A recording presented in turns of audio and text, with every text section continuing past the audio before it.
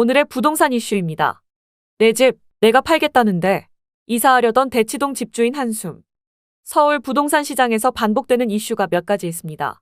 그 중에 하나는 바로 토지거래 허가제도입니다. 윤석열 정부 들어 각종 부동산 규제들이 풀리면서 서울에 지정된 토어제 역시 해제될 것이란 기대감이 컸던 게 사실입니다. 송파구 잠실동에 있는 A공인 중개사는 토지거래 허가구역으로 지정된 이후 1에서 2년 동안은 그래도 곧 풀려 거래가 도움이 되겠지라고 생각하는 집주인들이 많았는데 지금은 거의 반 포기한 채로 지켜보는 경우가 더 많죠. 라며 한숨을 쉬었습니다. 어떻게 된 일인지 네티즌들의 반응과 함께 알아보러 가시겠습니다.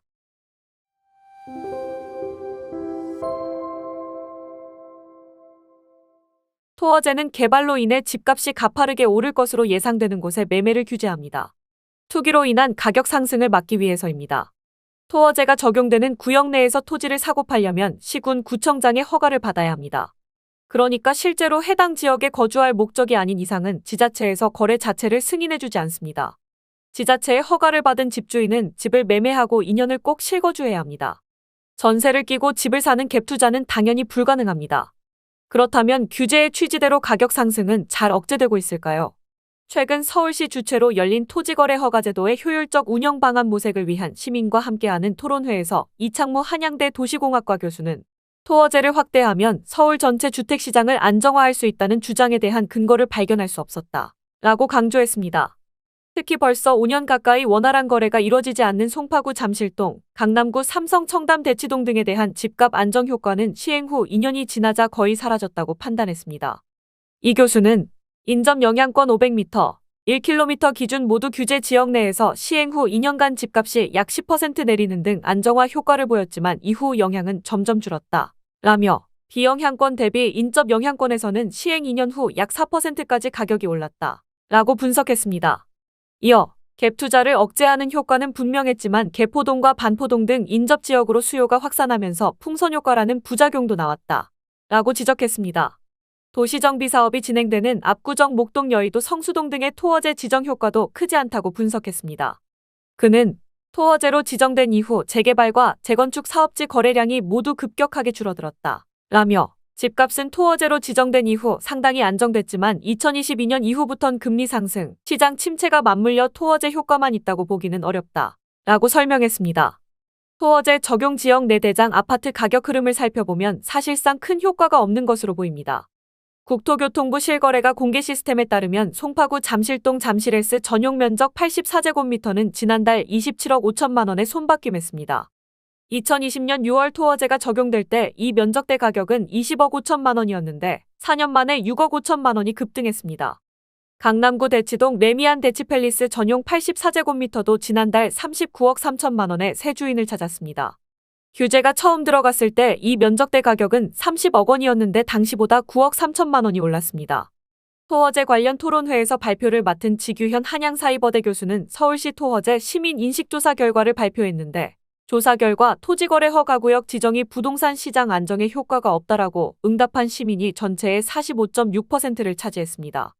서울시 토어제 담당 공무원 53명을 대상으로 한 조사에서도 제도가 정책 목적에 크게 기여하지 않고 있다는 응답이 전체의 62.3%에 달했습니다. 주민들 사이엔 토어제가 재산권을 침해하고 있다고 입을 모읍니다.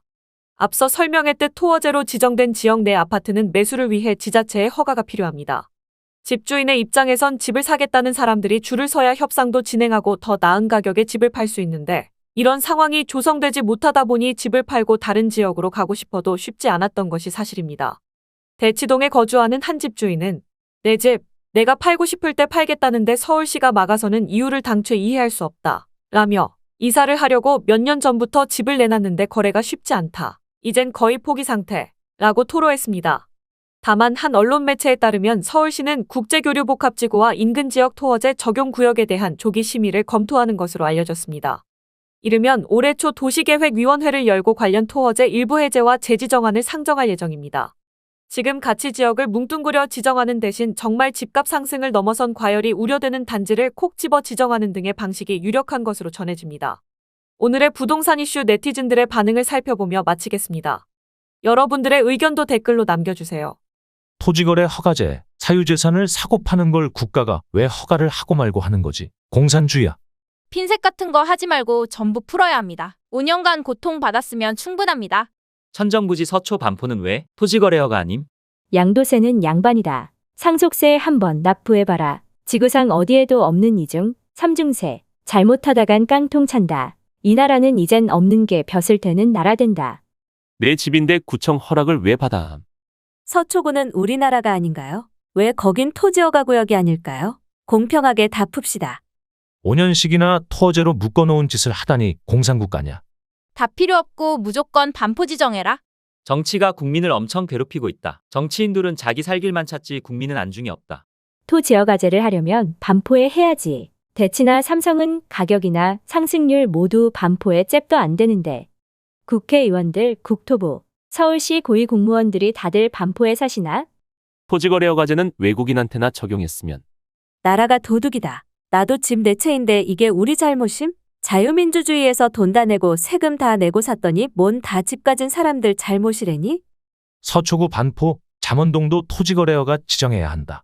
내가 번 돈 내가 자식 주겠다는데 나라에서 몇십 프로 증여세로 뜯어가는 한심한 나라에서 뭘 바래. 평균 집값 가장 높은 반포는 토어제 제외 지역이라는 건 코미디 아닌가? 토어제는 기준도 없이 제멋대로 지정. 정부 마음대로 재산권 침해하는 공산악법.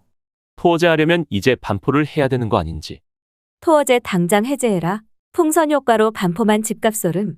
이사도 못 가겠네. 이건 사유재산 침해와 이동의 자유침해 아닌가? 여기까지 네티즌들의 반응이었습니다. 시청해주셔서 감사합니다. 여러분들의 의견도 댓글로 남겨주세요. 구독과 좋아요는 영상 제작에 큰 힘이 됩니다.